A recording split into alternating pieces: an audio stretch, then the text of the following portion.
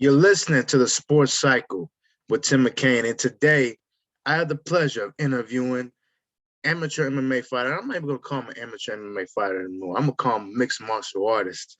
That's what he is. That's what he does. He recently had his victory against Ethan Francis Blackburn at Ultimate Battlegrounds 9. I first want to congratulate you to your very first victory. How does it feel? How do you take in your very first win as a mixed martial artist? Man, I think it's more of, I ain't gonna say it's a win to me. I think it's just another like lesson. I take everything as like a lesson. Win, lose, or draw. It's all a lesson. There's always something I can take from it and go, I did this wrong, gotta fix this, did this wrong, gotta fix this.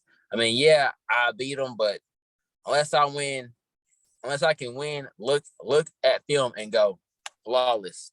To me, I feel like there's still moments where he could have caught me, could have hit me with just like any kind of kick. I mean, honestly, he threw a pretty good Kimura. If he wouldn't have let it go, he'd have had it. So there's still lessons still instead of losses. What were some of the lessons that you've learned throughout your career so far in the 4 fights that you've had? So my biggest lesson was a lot of fighters do things out of habit and don't listen to their coaches. And I ain't gonna lie, I was just a grappler, guys. I was doing things just out of habit. I mean, look at my first 3 fights, I fought the exact same way. It was just blast double legs, not listening to my coaches, not using like my jab and stuff. So the main thing was listen to your coaches. I mean, yeah, my style works, but if my style doesn't work, you gotta hear what they're saying to switch it up a little bit. Absolutely. Why didn't you listen to your coaches in the very first 3 fights? Because I was young, stupid, and I didn't really train like I was supposed to. Just kind of being dumbass. Learning on the job is like one of the worst ways to learn. So when you finished that 3rd fight, what was the switch that made you decide, okay, I need to do things differently? So after my 3rd fight, was looking at all the film and going, okay, didn't quite lose the first round, didn't quite lose the second round, but somewhere towards the end of the 2nd and the 3rd, I keep losing these fights. And like, I'm talking with my coach, Kevin, and he's going, man, you just need to listen to your coach. Like, we're trying to help you, and like, you got to start doing things out of habit. So that was really like the switch of, okay, let me look at some of the best fighters and see what they're doing. And then, all the top guys have always had like super good ass corners. If you look at who just cornered this past weekend? Wait. Usman. Yeah. And then Usman. Kobe Covington. What the heck is his name now? It's coming in a minute. He coached Rose, Gaethje, and Usman, but they listened to everything that he said, and they're super good champions. So just that, man, just learning that no matter in what position that you're in, there's always somebody that knows more that can teach you some things and help you get better. I got you. Even the best fighters got corners. So what about your fight style do you want to improve? And what are some other fighting styles that you want to add to your arsenal? Honestly, man, I want to be so good that I don't have a style. I just want to be able to just bang. I want to be able to beat guys at what they're good at. So you want to be a striker, I piece you up on the feet. You want to go to the ground, I'll show you what it's like down there. I mean, I just want to beat guys at wherever they're best at. Then can't nobody nitpick and say, oh, well, he's just this, he's just that, he's just this. So what fighter do you believe has that style that you're talking about that can beat someone at their own game in almost any fight style? Because that's rare. Because usually fighters have their niche. They have their style and they have their dump. Like Khabib was a wrestler. Oh, yeah. He just dominated in wrestling. I'm going to say Peter Yan. Yeah, Peter Yan. Peter Yan, Alexander Volkanovski, and Daniel Cormier. Daniel Cormier, for a guy that was primarily known as a wrestler, I've seen him outbox and outstrike some pretty good ass strikers. Mm. And they have styles that they can beat you pretty much anywhere they feel like. They're comfortable anywhere. Peter Yan, hell, in this fight with Aljamain was winning on the feet. You could hear Peter's coach. Peter did not go to the ground with him. He still ragged on this man on the ground. I mean, just kind of, and he's just calm as could be. Like, I don't care where it go. I'm better than you. Mm. What do you think of that whole situation? With Peter Yan and I want to say the brother is. Oh, I'm gonna say what was Aljamain. Aljam? Yeah, yeah. What's up with like obviously he won that championship off of a disqualification, but it's like he's talking all his smack, and then when the fight's supposed to happen, he backs out. I think Aljamain's scared. I think if you look at Peter Yan's victories over the guys that he's beat, they're flush, they're dominant. I don't think he's ever had a hard fight. I think the hardest fight that he had was maybe the John Dodson fight because he did get dropped once. But outside of that, he's dominated everybody. You look at the way that he beat Corey Sandhagen, he did it better than Aljamain Sterling did because Corey Sandhagen now is way better than him 4 years ago. And he still destroyed him, pieced him up. I mean, it was bad. He beat Aljamain at everything. Aljamain wanted to come out and strike. Peter started out striking, hitting him harder. Aljamain wanted to wrestle. Peter just started ragdolling. Ragdoll. That's how it be. Everybody's scared of that man. I mean, that nickname, No Mercy, he living up to it. Yes, sir. Yes, sir. So one of the things that I've always noticed about you was your motivational quotes. You've always put up things to encourage not only the people who follow you, but I also believe you use those to motivate yourself. And one of those people who you would put up is actually, but we respect this guy as a fighter, John Bones Jones. And you used to have the body of John Bones Jones. Yeah, man, you hey, had your face. Man. Yes, sir. Yes, sir. What are your thoughts on John Bones Jones?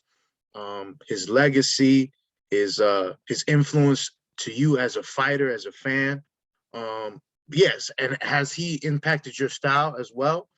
What are your thoughts on John Bones Jones as a whole, his career, his legacy, and how people will view him with everything going on?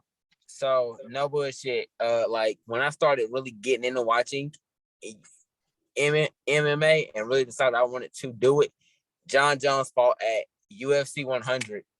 I think he might have fought Stephen Bonner, and man, it was just something about seeing this skinny black kid, young, had like no training. He had like 2 years of training. He's beating the top guys. Mm-hmm. Damn, bro, this and like he's doing it with what they're good at. I mean, guys like Glover box them in the pocket, Daniel Cormier taking them down, ragdolling them. I mean, Alexander Gustafsson, in my opinion, he could have won that first fight if he would have stuck with more takedowns. Didn't do it. He kept the fight standing. He beats guys at what they're good at. I don't care what anybody say. If we're looking at him as a human being, he's kind of a dirt shit human being. I mean, let's just be honest. He's kind of a dirt shit human being, but we all have flaws. I mean, I'm not perfect. I'm not.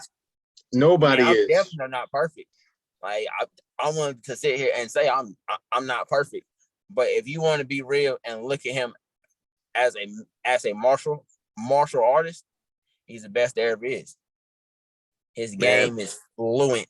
He's calm everywhere. You know that he's good everywhere. I mean, if you look at him for just his work inside the cage, nobody's better than him. He's beat a murderer's row and made it look easy. And the few times that he was in trouble, he's always adapted, overcame, and won. The first time I saw John Bones Jones, it was, and I was a Rampage Jackson fan. I was somebody. Yeah, I'm a boxing fan, so I really enjoyed Rampage Jackson. And I remember the way that he entered the ring. It was like he entered the ring as a spider, like he was Spider-Man or something. He was going in. I'm like, who's this dude going around like he's Spider-Man? Like I heard about John Bones Jones. He was this young cat doing his thing. And I'm like, yo, what's he doing? And he goes in and he destroys Rampage in a way that I've never seen before. And I think the one thing that people we live in a time period where, everything is overexposed. They crucify people nowadays. I mean, They damn near. Shit. I hate to say it, but what they did to Jesus way back in the day has nothing to what they do to people now, man. They be crucifying people now. You do any little thing, you're getting crucified for it. Well, I don't know about Jesus. It's You know, so they bad. did kill him. You know what I'm saying? I mean, they beat him did to kill a him though. pulp. You know what I'm saying? Like, But like he ain't have no flesh barely. He barely had flesh. Like the man was. So I understand, but I get the sentiment though. Like people, everything is overexposed. People are crucifying you based on your opinions, your beliefs. You can't really speak out on certain things, or you're going to lose sponsorships.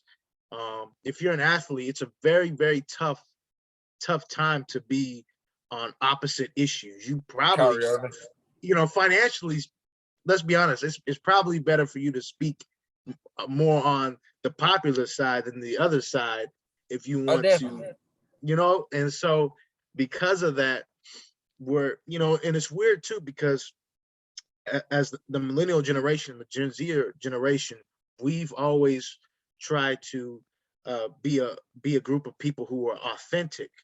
But how can we be authentic in a place where everybody's got to present a front like they're not doing anything wrong when we know we're humans?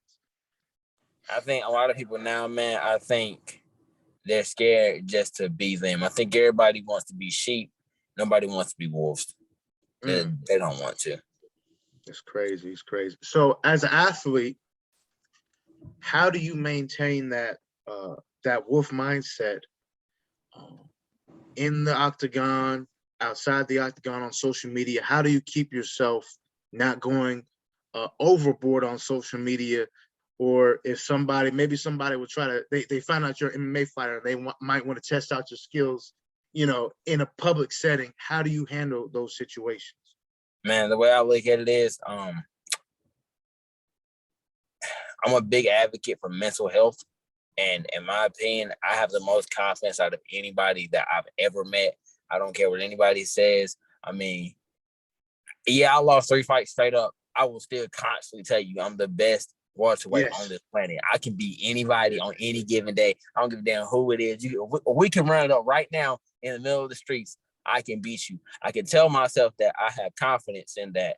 So if I ever get tried out here in public, I'm not gonna fight you, because in my head I know I'm better. I don't have anything to prove to you. Now when I get into the cage, that's totally different. At that point, I'm not even trying to beat you. I'm just trying to break you. I want you to know I'm the best. Because I know I'm the best. Everybody else, even though they may bet against me in their head, they know I'm the best. I mean, I got the best team.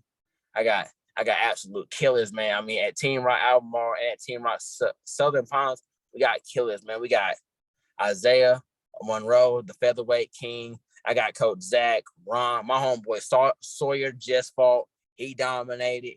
I mean, we got guys like Kevin, even guys that I've interacted with that aren't inside of my camp, like Matt Fleming or Brent. Heck, my boy Brent, just knowing that I've interacted with those Brent guys, Williams. I've hung in there with them like constantly. I've been able to hang in there with them. I've never went home and said I don't want to do this. I've always went home and said, all right, I lost. So what? I'm still the best there is. I mean, everybody takes losses. It is what it is. When you say Brent, you saying Brent Williams? Yeah, it's my boy, man. Yes, sir. No matter what happens, that is my dog. I don't care what gym he go to. I will never fall on that man. You know what? That makes perfect sense, because both of you guys have extreme confidence. Both of you guys will talk trash. I know Brent, and he fought Jonathan Freeman one time, and unfortunately, I guess there was an injury that took place where Jonathan couldn't fight. But that was a fight that I really was looking forward to see, because the back and forth interviews that they had, I thought was amazing. The energy was amazing. But I tell you, the confidence that you guys is great. That man, me and him, yeah, I mean, we got the same amount of losses. He got more dominant wins than me. I think he's a little bit better of like a mixed martial artist than me, but I think that's because he started taking it more seriously than I did sooner. So he's kind of had that head start on me. But I mean, even still, no matter how many times that we fail, we're still gonna tell you that we're the best. You call Brandon up right now and say who's the best bantamweight inside in this whole country. He gonna tell you it's him. He gonna tell he don't care about his losses. He don't care about whose fault. He gonna tell you it's him. You ask me who's the best welterweight, I'm gonna tell you it's me. I'll fight anybody ranked on that joker. I don't care. I might not fight him tomorrow. I might not fight him next month. But if they want the smoke and my coaches feel like it's right, not only is they gonna get the smoke, they just gonna get a dang L. I mean, we handing out L's. I don't care. Like me and my team, we handing out L's. I got super confidence in myself and the guys that are behind me. So, a couple questions. So, when it comes to confidence, where did that confidence begin? And my next question is, how do you continue to build your confidence even with those lessons that you face inside and out the ring? Man, I've always had confidence. Even growing up as like a kid, I used to tell people like my first social media account is always gonna be Sexy Boy Chris, and people used to laugh at me and be like, "Man, why do you call yourself that?" I said, "Because I think I'm the best looking thing walking." I mean, I'm gonna tell myself that. Your girl gonna tell me that. Everybody gonna tell me that. I don't care. Like, and people look at me like, "Are you really that just conceited?" No, I'm not conceited. It's just a level of confidence that you don't have, so you don't understand why I'm there. And even if I get knocked down, as long as I come out on top more than I've lost, I'm still the best there is. Simple as that. I got you. Why do you think a fighter needs to have this? Why does a fighter need to have that? Because I definitely hear a lot of fighters talk about, hey, in their mind, they need to be the best. Like, you can't tell nobody nothing, whether it's you, whether it's Brent, whether it's another fighter. Like, fighters have to, in their own mind, decide, hey, I am the best. Why does a fighter have to think that way? I think if you're game planning for like any kind of fight or you're doing any kind of competition, if you sit back and when you're back there in the locker room, if you for a moment say, well, if they do this, they might can catch me. At that point, you've already lost. I mean, you've already lost. Like, you got to have that plan of, even if my style just doesn't work, even if my game plan doesn't work, I will switch it up. I will take it anywhere it goes. I'm going to win. You have to be able to tell yourself you have no kryptonite. I love it. None whatsoever. I mean, it's simple as that. As long as you feel like you can't be beat, you won't be beat. And even if you are beat, in your mind, you take it as lessons, you pick back up and you just keep it on going.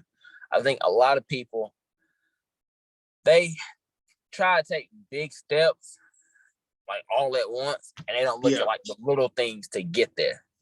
Like, I would equate it to like a ladder. If you had a 6-foot ladder with 2 damn pegs, you're not going nowhere. Like, you're just not going nowhere. It's just not gonna happen. If you had the last peg and the top peg, how are you gonna get there? Once you step on one, that's it for you. For me, it's more of, all right, boom, boom, boom, boom, boom. I just got different pegs. I'm constantly working. I think as long as you have that, you're always good. So the thing that you're actually saying is that to be confident, you almost have to build up a foundation and then build up build off a ladder. You can't just be overconfident and not have the material, not have the work ethic, not have the foundation of what it means to be a fighter. You can't just go in there and not have that, because if you don't, you'll fail. Exactly. I mean, I've had that since even when I lost my first fights and we were like interviewing. I've always had that confidence. My confidence is now even higher because I have the best group of guys behind me. So I have foundation on top of foundation. Like, it's gonna only keep getting bigger. Like, my ego's gonna only keep getting bigger. I might not be the most flamboyant person. I'm not out here just talking shit to people, fuck you, da. But like, you can tell, like, even when they was doing like the fighter roll calls, like my fight guys are here. Chris Stancil, live and in person. Like, I got that. I have that energy, and I'm gonna keep that energy. I love it. What are your next steps, Chris? When are you fighting next? When can people see your next upcoming fight? So December 4th, I will be down at Myrtle Beach to compete in grappling. After that, whatever Ron, Isaiah, and Kevin feel like is right, me and the rest of the guys at Team Rock, we're coming in hard. Coming to take heads. Yes, sir. Yes, sir. Where can the people find you on Instagram, Facebook, social media, all that? They need to follow your boy. You already know. Facebook, Dominic Stancil, Instagram and Snapchat. You already know. It's Sexy Boy Chris, sexy with a IE. If you put a Y, you whack.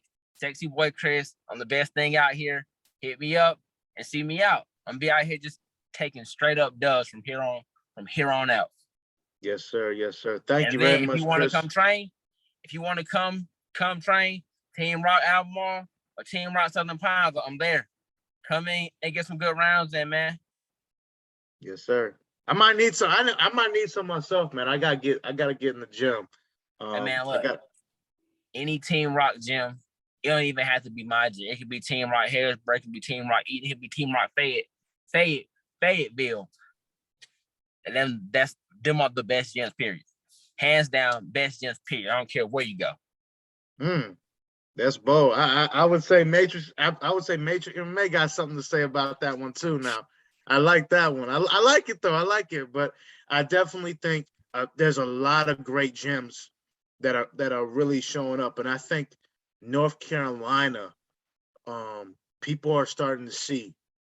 People are starting to see the real fighters are showing up, and they're North Carolina fighters.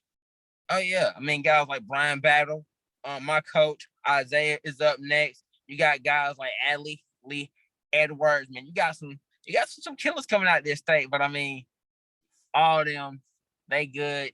You give me 3 years, it's gonna be me. Yes, sir. I promise you, when I'm 25, I'm gonna be inside the UFC. And when I get there, I'm not rushing to get to a title. I'm gonna take my time. I don't care if I gotta win 17 fights straight. But when I get to become champion, it's gonna be no doubt to anybody, I'm the best. Yes, sir. Absolutely. I believe in you, Chris, man. Thank you for coming on the show today. Much appreciated, man. Best of luck December 4th, man. Thank you, Tim. Catch you later, bro. All right, brother. Peace. Peace, man. Hey, let me see. Yeah, just record it, right? Yeah.